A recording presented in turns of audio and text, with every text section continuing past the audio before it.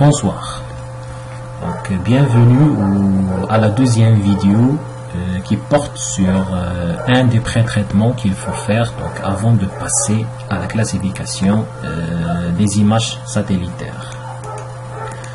Donc, ce qu'il faut savoir, normalement, il existe trois types de correction ou trois types d'amélioration. On a une amélioration spectrale, une amélioration spatiale et bien sûr une amélioration radiométrique. Dans cette vidéo, on est intéressé seulement à l'amélioration radiométrique. Donc, pour avoir une idée très simple, pour simplifier ce concept d'amélioration radiométrique, donc on va faire une petite explication avant de voir donc cette relation et de quoi il s'agit et pourquoi on a besoin de cette relation pour faire une amélioration radiométrique. Donc, voici un schéma, donc ce qu'on appelle le principe de la réflexivité. Donc, on sait que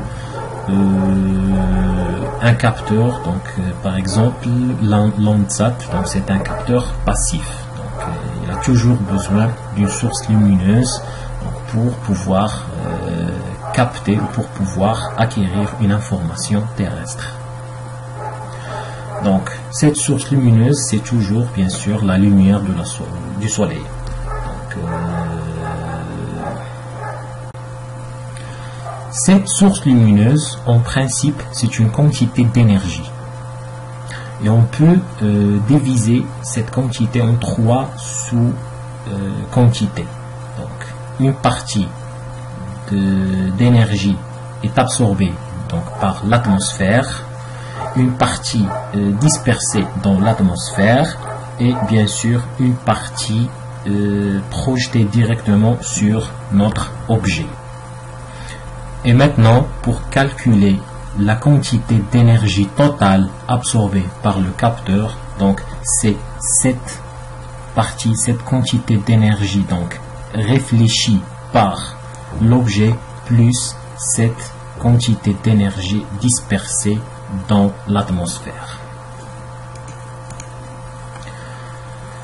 Dans notre cas, ce qui nous intéresse vraiment, ce n'est pas cette quantité d'énergie totale, parce que cette quantité d'énergie totale porte une information perturbante qui est le LP, qui est le path radiance.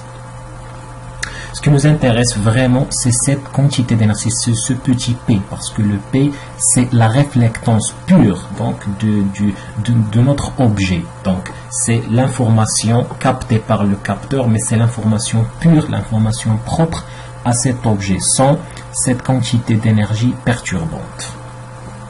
Pour faire sortir donc, ce petit P, donc c'est la réflectance, dans ce cas, on parle de la réflectance. Donc, on a besoin donc, de faire cette conversion, cette petite conversion. Donc, le P est égal, le grand L sur E. E, c'est l'irradiance. Pour estimer donc, cette réflectance, on a besoin de convertir l'image brute, donc l'image donnée par le serveur, s'appelle l'image brute ou raw data.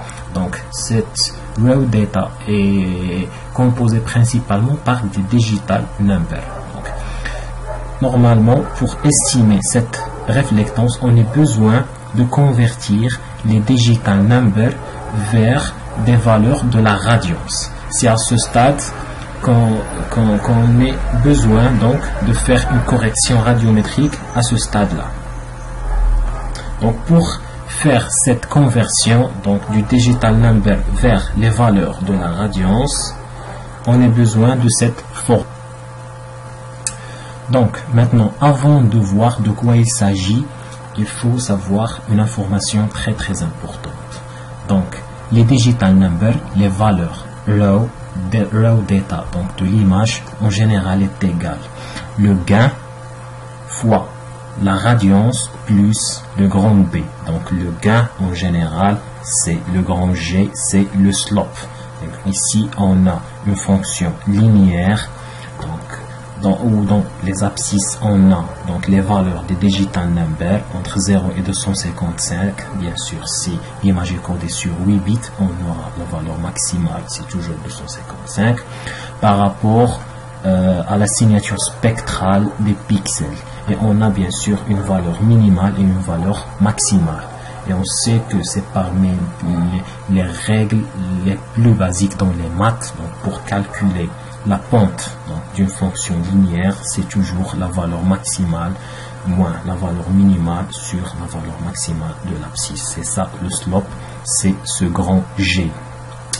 Plus B, ce grand B, c'est l'offset, c'est le L min, c'est la valeur minimale. Maintenant, si on veut remplacer donc cette formule par chacun par son expression, on aura le grand G, c'est le slope, donc c'est le L max moins le L min sur 255 fois digital number plus le grand B qui est le L min qui est la valeur minimale. Là d'où il vient cette formule que je vous ai montré dans le premier slide. Ce sont deux formules réversibles. Donc là, si on a les radiances, on veut les digital numbers. Si on a les digital numbers, là on veut la radiance. Maintenant, on a le tout. Si on veut estimer donc une valeur de réflectance, donc la première étape c'est de faire trancher. Donc on a le L total, donc la radiance totale. Si on veut vraiment la radiance captée par le capteur, on prend le L total et on essaie de trancher le path radiance. La deuxième étape, on va convertir donc les digital numbers vers les valeurs de la radiance. La troisième étape consiste à dessiner l'incidence irradiant en surface. Ça, c'est une donnée qu'on peut le trouver dans le fichier metadata de la donnée. La quatrième et la dernière étape, c'est de calculer P, donc la réflectance. La réflectance en général est égale à grand L. Là, on a le grand L sur E. Là, il est estimé par le fichier metadata. Donc, dans cette vidéo, on va voir donc cette étape, donc seulement cette étape. Donc, on a dit que le grand L, la radiance donc pure captée par le capteur est égale à la radiance totale moins le LP, le patch radiance, ou la radiance diffusée dans l'atmosphère. Donc, cette formule, donc dans les logiciels, vous trouvez la méthode DOS, Dark Object Subtraction. Donc, Dark Object Subtraction, c'est l'application donc de cette formule. Pourquoi on l'appelle Dark Object Subtraction? Tout simplement parce que dans la pratique, donc on estime que donc ce LP, ce patch radiance, en général, donc c'est la quantité d'énergie dispersée dans l'atmosphère captée par le capteur du satellite, et dans l'image il est présenté par des pixels sombres. Donc cette méthode dense, DOS, donc il permet donc de trancher cette partie d'énergie en appliquant cette formule ou ce qu'on appelle le Dark Object Subtraction. Donc on va commencer notre TP. On va travailler avec une image Landsat 8 OLI, donc capteur OLI.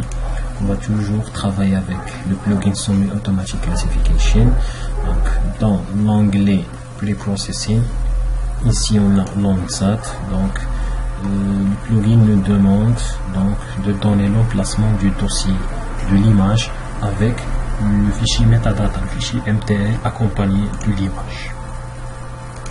Ici on va donner le fichier, ça c'est data. Ici donc on va lui fournir donc le fichier MTL. Voilà. Donc ici data. Voilà. Donc là, ici automatiquement il détecte donc les 11 bandes, pardon, les 8 bandes multispectrales du satellite. Donc là, il nous donne donc la date d'acquisition. Ça, ce sont des informations qu'il a pris du fichier metadata. Ici, si on coche donc apply DOS atmospheric correction, donc ici il va appliquer donc cette partie qu'on a montré tout à l'heure. C'est le grand L est égal L total moins LT. Voilà, perform conversion. Ici il nous demande un fichier de sortie. Si on le sélectionne, donc il va commencer le traitement.